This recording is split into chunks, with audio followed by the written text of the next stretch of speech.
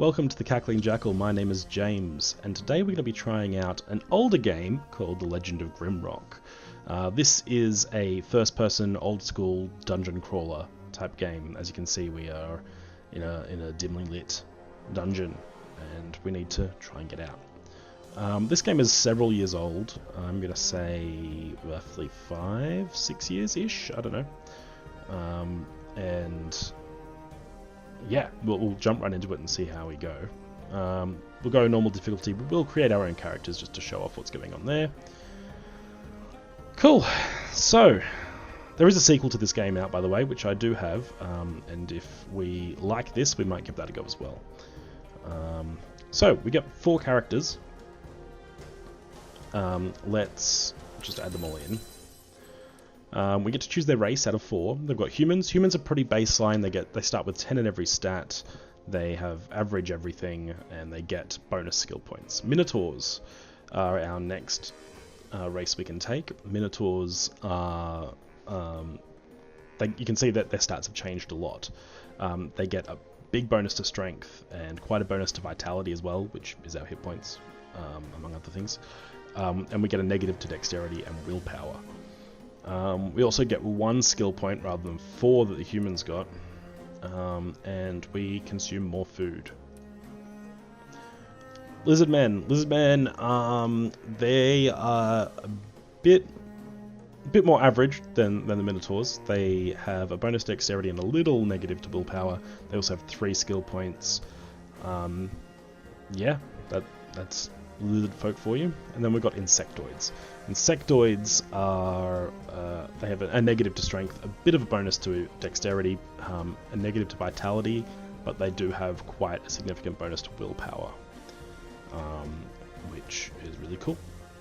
And we'll get into how those interact with things in a second, because we're going to have a look at our classes. We've got 3 classes to choose from: Fighter, Mage, and Rogue.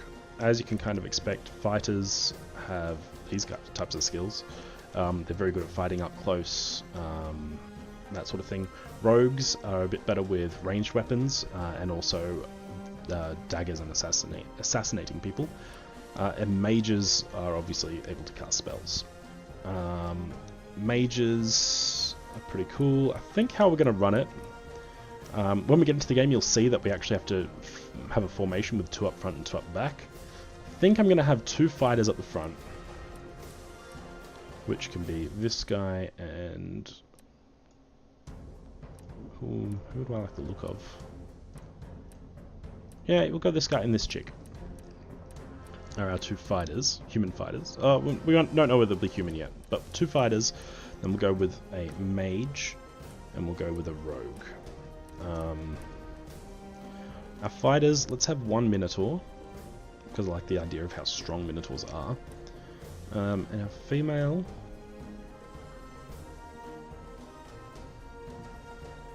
I think we're just going to have a human fighter up the front for the female as well. Ooh, I like the look of these. I like the look of the curved horns. Our mage. Let's make our mage... I believe willpower is a big thing the mages want, so let's have an insectoid. They consume less food. Yep. Cool. I kind of like this long-necked purple one. And our rogue over here. Do we want it to be human? You know what? Let's have a round party. Let's have a lizardman as our rogue. And lizardman rogue can be... sure, that one. Cool. So let's have a look at some of their stats. You can see, obviously, that our Minotaur here has the most health, followed by our human fighter, and then our rogue and our mage. We do have 10 points to put into these stats that we can mess with. So I think I'm going to have... I think this human fighter is going to be a bit more of an all-round character. So I think I'm going to do a little bit like this. Something like that. Yeah, looks good. And this one here, we got a big negative to accuracy. Accuracy is important when it comes to melee combat. Yeah, you can see all these stats actually. Attack power is how much damage we do. It's based on strength, skills, and the weapon. Accuracy is our chance of hitting in melee combat, and that is dexterity, skills, and equipment.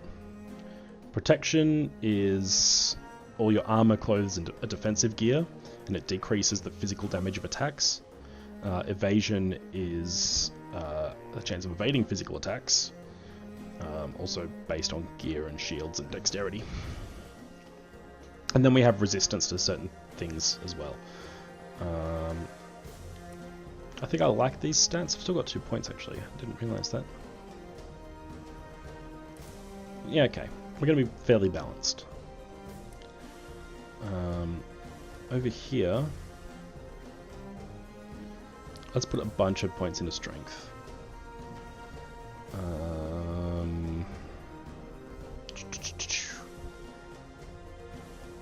Let's put some more into vitality. This guy's going to be hit hard and have a lot of hit points.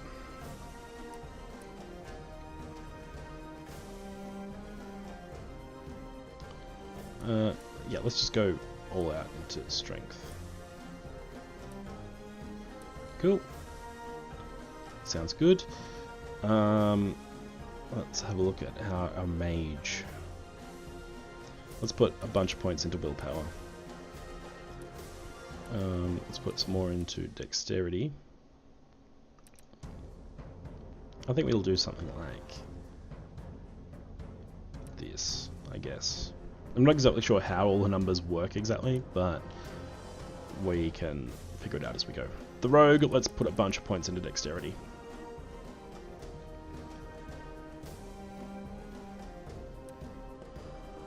Yeah.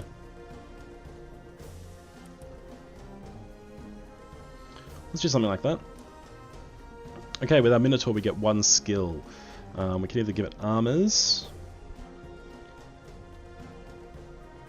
So these things don't do a whole lot on their own, but you can see that as we get to certain levels we get bonuses.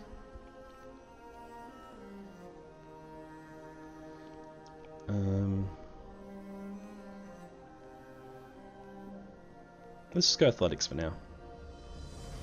We also get some traits, so we can make him a headhunter. So as a Minotaur, each skull we give him is going to give him +3 attack power, which is kind of cool. Vitality goes up, attack power, energy.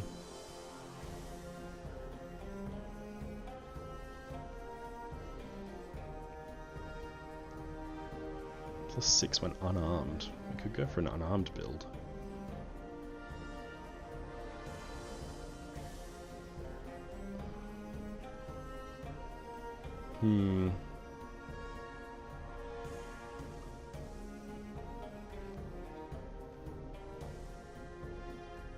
Let's go Headhunter. Let's give him skulls. I don't know. We'll see how that goes.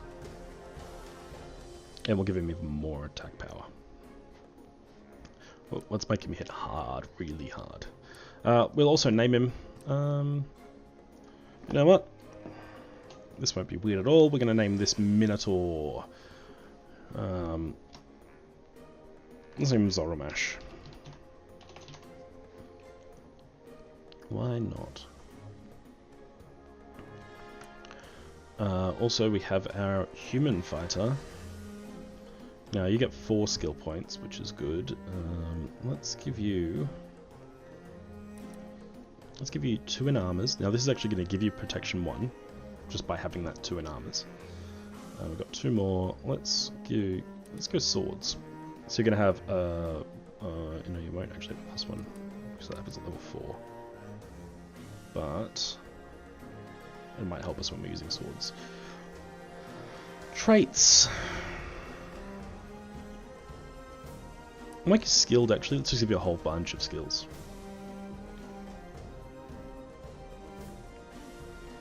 And we'll give you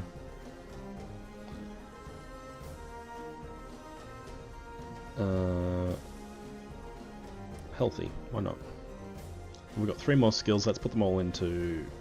We'll put 2 into swords. This is actually going to give us +1 to strength. And none of these give us an ability at level 1. but I might just chuck it into armors anyway. Cool. Let's make a name for this human fighter. Human fighter.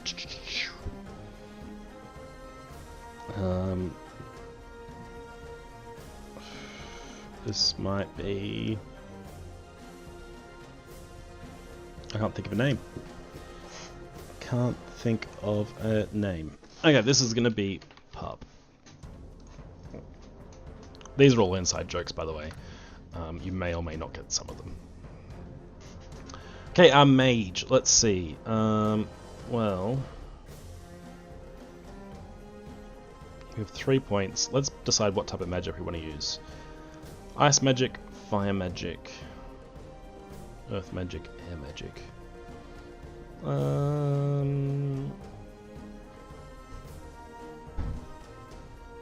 Let's go with... Let's go with ice. Oh yeah, we've got a spell, question mark, question mark, question mark. I don't know what that means, but hopefully it's good. Natural armor. Strong mind. We'll go with that. And we will go with evasive. Try and stay out of harm's way. Cool. This character. This character is going to be Corey. Sorry to make Corey an insectoid, but it happens. And finally, our lizard man. Right, rogue. Assassination.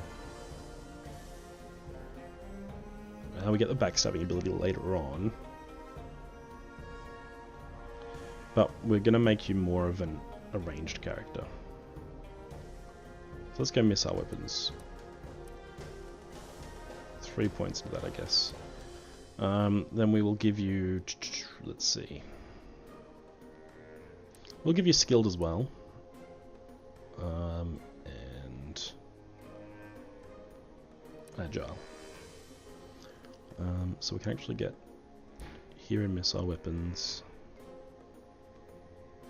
Let's put a couple points into assassination. And your name as a rogue, your name is going to be Thalius. Cool. And yeah, this has been Character Creations. I think we'll end the episode after I click Start Game and see where we're at. So let's get right into it. Mount Grimrock. A towering spire looms above the clouds, a weathered rock that has stood tall for ages, longer than the histories of men have been written. It is a desolate place now, only remembered when things need to be discarded and forgotten. An airship struggles to gain altitude as it floats towards the peak.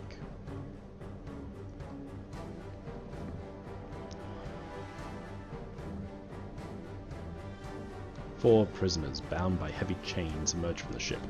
The court accuses them of terrible treasonous deeds, but by the grace of the king, their crimes shall be forgiven atop Mount Grimrock.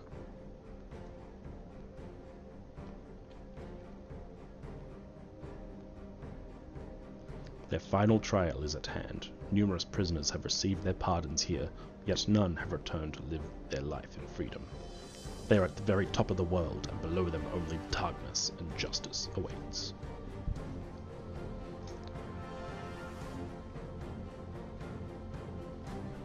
As they are plunged down the open moor at the peak, their crimes are absolved. Everyone before them has perished in the guts of the mountain, but will you be able to lead them through the dark into the freedom that awaits at the base of Mount Grimrock?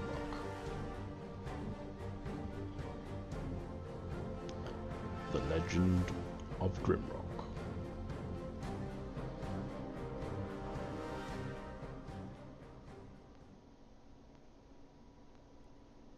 And here we are. This is the Legend of Grimrock. We can do some moving around. It's very fun.